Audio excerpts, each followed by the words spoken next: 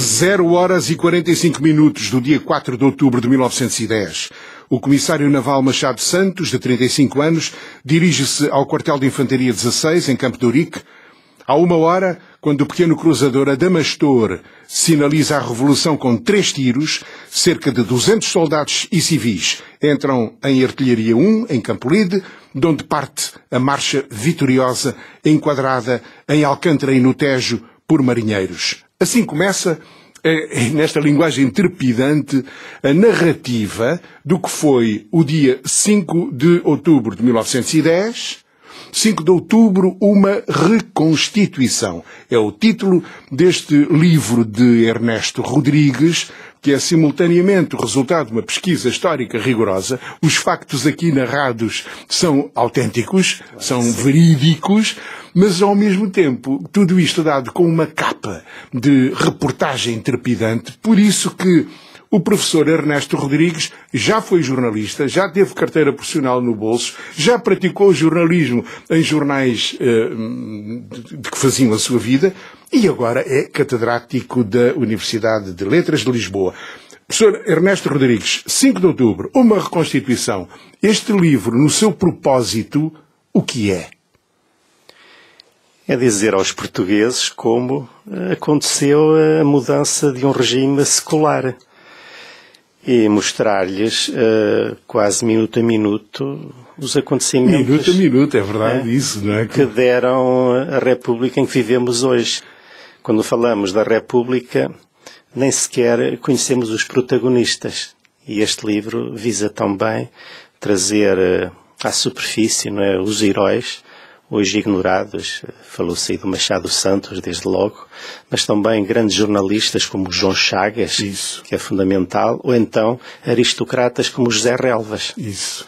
Agora, a base documental que se socorreu para construir esta trama, onde estava ela? Onde é que a foi pesquisar? Desde logo nos relatórios dos militares, quer o relatório do Machado Santos, quer de outros militares que a partir de 1911 começaram a ser conhecidos. Nós temos hoje edições da Câmara Municipal de Lisboa com esses relatórios, quer do lado da monarquia, quer dos novos republicanos. Por outro lado, há obras fundamentais, quer do José Relvas, as suas memórias políticas, só há 30 anos publicadas, estiveram inéditas durante uns 50 anos, bem como estudos de caráter geral, mas sobretudo muita imprensa. Eu tenho na lista bibliográfica, de facto, muita imprensa desde 1876, quando foi fundado o Partido Republicano Português, até 1911. É curioso dizer que muitos textos, no final de cada capítulo há uma antologia, são textos que, embora em livro, antes passaram por jornais e revistas. Por exemplo, os do Carlos Malheiro Dias, na Ilustração Portuguesa. Sim, senhor. Sim, senhor. Agora, quando chegou ao fim da sua pesquisa e se lançou à escrita, confirmou a tese de que o regime monárquico caiu, sobretudo por culpa sua, e não tanto por ação dos revolucionários republicanos? Creio que sim. A monarquia estava minada, por um lado, por outro estava inativa. Dizendo minada significa que houve esforços nos últimos anos de, nomeadamente, a maçonaria, e por outro da Carbonária, bem como do Diretório do Partido Republicano. Portanto, essas 3 frentes foram minando, e é importante dizer, sobretudo o Exército. Por outro lado, inativa, como se viu muito bem nos próprios dias 4 e 5, quando a desorganização no Real Monárquico era total, só a guarda monárquica, a chamada Guarda Municipal, é que reagiu, digamos, porque o Exército esteve como que se cercou no Rossio, e a melhor imagem disso é o facto de a polícia ter ficado nas esquadras. A polícia, que era onde está hoje o Governo Civil, no Largo de São Carlos, veio depois a chamar-se Largo do Diretório. O Diretório era no prédio onde nasceu Fernando Pessoa. E, portanto, a polícia, metida na sua esquadra, não saiu à rua, simplesmente, e em frente tinha a luta, o jornal do Brito Camacho, Sim, e os republicanos entravam e saíam, sem problemas, sendo que na luta a frente política decidiu também um pouco os destinos, sobretudo em termos de contra-informação. É um aspecto que eu gostava de referir.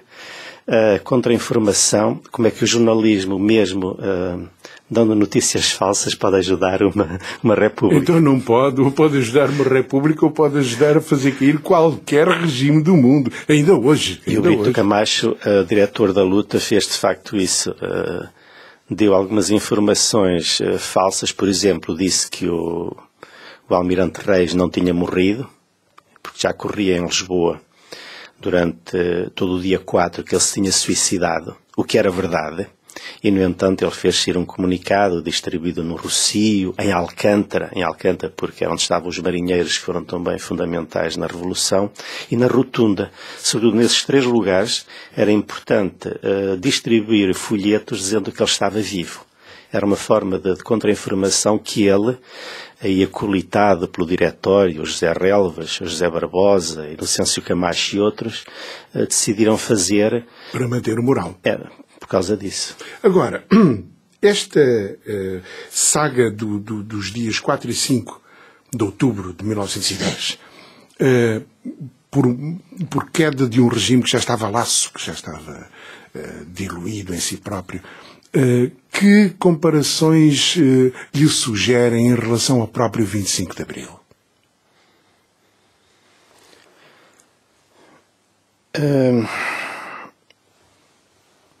Eu diria que o 25 de Abril, antes de mais, foi feito em segredo. Foi algo de espetacular nesse sentido, coisa que não aconteceu nos dias 4 e 5. Porque são precedidos de um dia 3, que é talvez dos dias mais excitantes da nossa história, porque é o dia em que é assassinado Miguel Bombarda. Por um louco, que ele conhecia muito bem, um tenente. Puseram-se várias hipóteses, quem seria o tenente, se estaria a soldo ou não, do jesuitismo, etc. Bom, e a partir do dia 3 à tarde, mais 5 da tarde, o Miguel Bombarda é visitado no Hospital São José pelo próprio primeiro-ministro Teixeira de Sousa. Sabia-se que ia arrebentar a Revolução. A informação é dada para o Porto e no dia seguinte, no Porto, a imprensa já sai com essa notícia, ou seja, quando no Porto se noticia uma revolução que começou, é porque se sabe, não é? Porque as notícias pelo telégrafo não eram fáceis. Se noticia é porque sabe que na véspera começou. E o Teixeira de Sousa tem a consciência disso. Portanto, é algo anunciado que, todavia, ele, primeiro-ministro, não soube debelar. Há depois cenas caricatas na reunião do governo, enfim, que eu também refiro. Portanto, esse é o primeiro aspecto, digamos, o segredo no 25 de Abril, não é? Quando... Mas vejamos, contou-nos há bocadinho como a polícia, no 5 de outubro, não saiu desses quadros. Sim. Apesar do anúncio. Ou seja, sim. Apesar de ser já aí uma revolução, uma rebelião anunciada, nem isso fez motivar a polícia. Até porque o chefe da polícia... tinha estado em Belém, como deve saber, em Belém, nessa noite, dia 3 de outubro, estava a acontecer o último jantar da monarquia.